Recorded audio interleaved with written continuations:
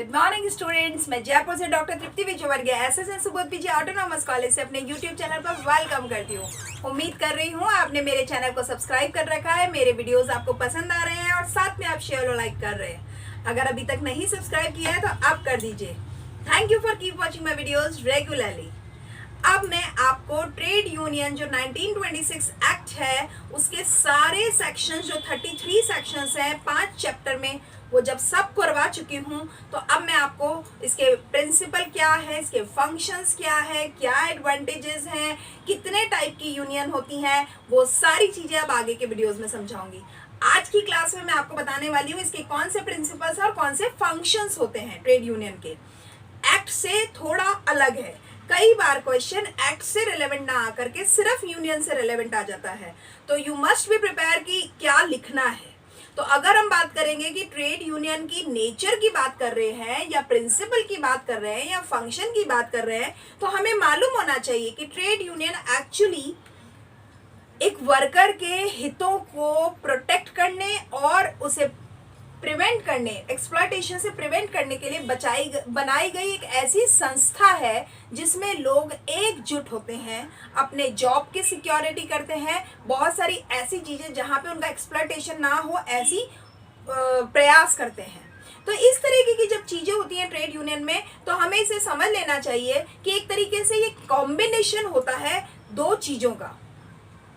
ये कॉम्बिनेशन होता है दो चीजों का, जिसमें ये कहा जाता है चाहे वो टेम्परेरी हो चाहे वो परमानेंट हो, पर ये कॉम्बिनेशन होगा दो चीजों का। उसका ये मतलब है, अच्छा खास बात ये है कि एक वॉलंटरी ऑर्गेनाइजेशन है, यानी अपनी इच्छा से बनाई गई एक संस्था। इसको प्लांट ने कोई इम्पोज नहीं किया है, इसको फैक्ट्री ओनर ने आपके ऊपर नहीं लादा है, ये सिर्फ आपके द्वारा बनाई गई स्वेच्छा से एक ऐसी संस्था है जिसमें दो इसके कॉम्बिनेशन होंगे। नंबर एक, it is for purpose of regulating relations. जो दो पार्टीज हैं उनके रिलेशन को रेगुलेट करने के लिए बनाई गई संस्था होगी। एक तो कौन सी पार्टीज हो सकती है, एक तो वर्कर एम्प्लॉयर, एक वर्कर वर्कर, एक वर्कर और एम्प्लॉयर और एम्प्लॉयर, राइट। तो इन तीनों के तीन रिलेशन बन रहे हैं, इन रिलेशंस को रेगुलेट करने के लिए बनाई गई संस्था होगी एक। और दूसरा कॉम्बिनेशन होगा, it's for imposing restricting conditions. जो प्रतिबंधित शर्तें हैं उनका ये इम्पोज करती है, वो विरोध करती है। यानी किसी भी हालत में एक वर्कर का ना ही तो एक्सप्लॉयटेशन होना चाहिए, ना ही उसकी सैलरी वेजेस रुकनी चाहिए, ना ही अननेसेसरी उसको यूज़ किया जाना चाहिए। जितना उसे यूज़ किया जा रहा है उसके एज पर according their performances they should be remunerated. तो ये जो सारी चीज़ें हैं इस दोनों का कॉम्बिनेशन है, यानी ना केवल ये रिलेशंस के लिए रेगुलेट करेगा बल्कि उन रेस्ट्रिक्टिव कंडीशंस को भी ये इम्पोज करेगा। ठीक बात है, लागू करेगा। अब आगे की बात करते हैं, ये कौन से प्रिंसिपल्स पर बनती हैं। ट्रेड यूनियंस का जो फॉर्मेशन होता है ये कौन से प्रिंसिपल को फॉलो करते हैं, तो ये कहा गया है इसके 3 प्रिंसिपल हैं। सबसे इंपॉर्टेंट चीज ये है कि 3 फंडामेंटल जो प्रिंसिपल है उसमें सबसे पहला हो जाता है, यूनिटी इज स्ट्रेंथ। एकता ही शक्ति है। यानी अगर किसी भी फैक्ट्री में किसी एक वर्कर के साथ कोई अगर शोषण या उसके साथ अन्याय होता है और बाकी जो वर्कर्स हैं या जो मजदूर हैं वो उसका इसलिए साथ नहीं देते हैं क्योंकि कहीं उनकी भी नौकरी ना चली जाए, तो ये जो चीज़ है वो कभी भी किसी भी वर्कर को सपोर्ट नहीं कर पाएगी। तो ऐसे में ट्रेड यूनियन का बनाया जाना बहुत ही आवश्यक और औचित्यपूर्ण होता है, जिसमें ये माना जाता है कि आज किसी ए वर्कर के साथ ऐसा हुआ है, कल किसी बी वर्कर के साथ ऐसा हो सकता है। तो ऐसे में एक यूनिटी फॉर्म में रहना बहुत इंपॉर्टेंट है। जो गलत है उसे गलत कहने की हिम्मत भी होनी चाहिए।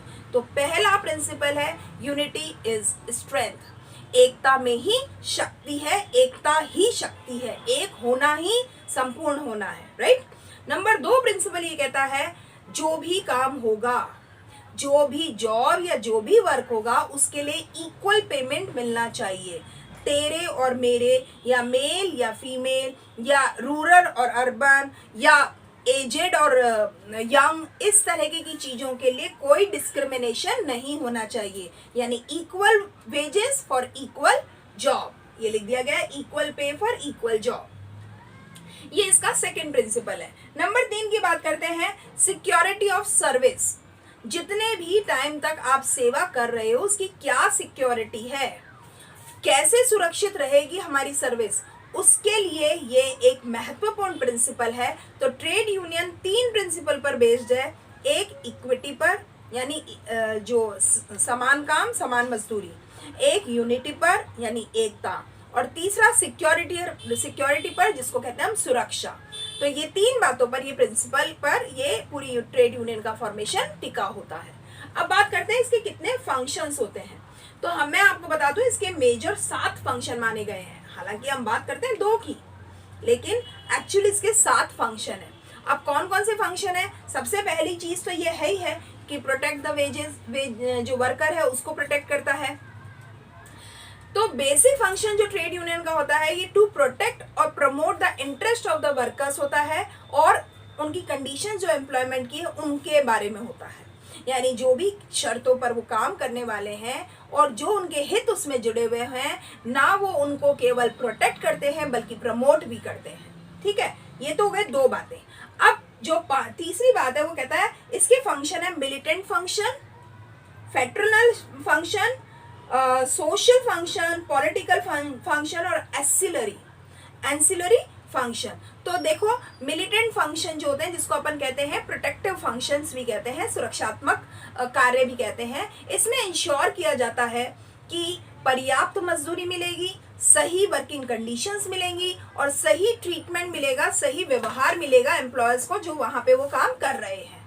चाहे जो मैनेजमेंट के साथ में वो स्ट्राइक हो रही हो या बायकट हो रहा हो या घेराव हो रहा हो या कोई और दूसरी चीजें, कोई भी फाइट वगैरह हो रही है, उनको बकायदा उनकी बेटर वर्किंग कंडीशन, उनका बेटर ट्रीटमेंट और उनकी एडिक्वेट वेजेस के बारे में इंश्योर करता है। ये तो है प्रोटेक्टिव फंक्शन। इसी के साथ ही कहता है हायर वेजेस और बेटर वर्किंग कंडीशंस को भी प्राप्त करना इसका एक मुख्य कार्य होता है।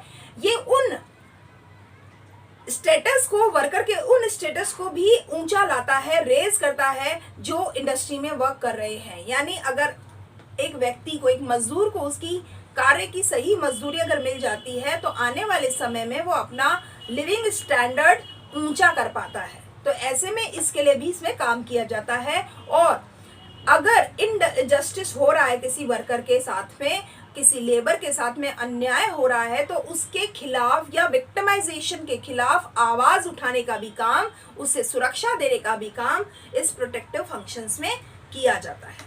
अब बात करते हैं फ्रेटर्नल फंक्शन। उसमें ये कहता है चाहे फाइनेंशियल हो या नॉन फाइनेंशियल हो, वर्कर्स को सहायता दी जाएगी।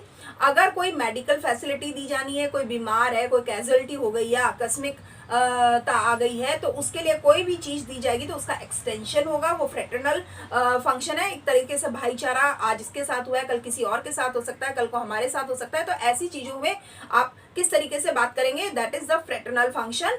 अब इसमें और है कि जो लोग हैं, वर्कर्स हैं, उनको ना केवल हाउसिंग फैसिलिटी, उनका रिक्रिएशनल फैसिलिटी और साथ में एजुकेशनल फैसिलिटीज भी प्रोवाइड कराई जाएंगी। उनको धार्मिक और सामाजिक हितों की सुरक्षा की जाएगी। साथ में एनकरेज किया जाएगा उस सिंसियरिटी को, उस डिसिप्लिन को जो कि लोगों के बीच में या वर्कर्स के बीच में डेवलप होता है। साथ में ही उनको ग्रोथ के और प्रमोशन के बकायदा भरपूर चांसेस दिए जाएंगे। ये सारी चीजें होती हैं फ्रेटर्नल फंक्शन में।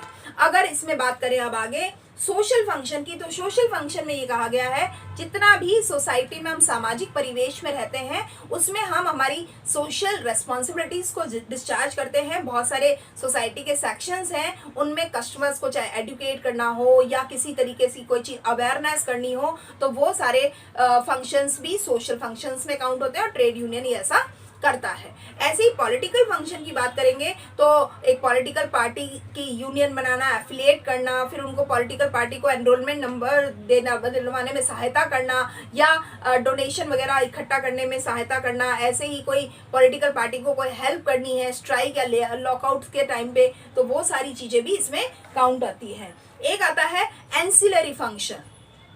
एंसिलरी फंक्शन में क्या होता है, चाहे कम्युनिकेशन हो या वेलफेयर एक्टिविटीज, बहुत सारी चीजें होती हैं इसमें। कम्युनिकेशन भी किया जा सकता है, वेलफेयर एक्टिविटीज भी की जा सकती है। तो कम्युनिकेशन में आप देख लो, इस तरीके के प्रोग्राम बनाना, इस तरह के अचीवमेंट्स करना, ताकि कि न्यूज लेटर के जरिए या किसी पैम्पलेट के जरिए लोगों से अपनी बात रखी जाए, उनको अवेयर किया जाए या फिर पब्लिश किया जाए वो मटेरियल कि हम क्या कर रहे हैं और हम क्या करना चाहते हैं। ऐसी वेलफेयर एक्टिविटीज में है, चाहे घरों का निर्माण कराना या हाउस साइट्स को एक्वायर करना या कोऑपरेटिव जो हाउसिंग सोसाइटीज वगैरह हैं उनकी स्थापना वगैरह करना, उनकी ट्रेनिंग की एक्टिविटीज वगैरह करना, वो भी इसमें शामिल होता है। ऐसे उन्हें एडुकेट करना, यानी जो उनके बच्चे हैं या उसके परिवार वाले हैं या वो व्यक्ति खुद है, उन्हें शिक्षा का महत्व समझाना, उन्हें शिक्षित करना।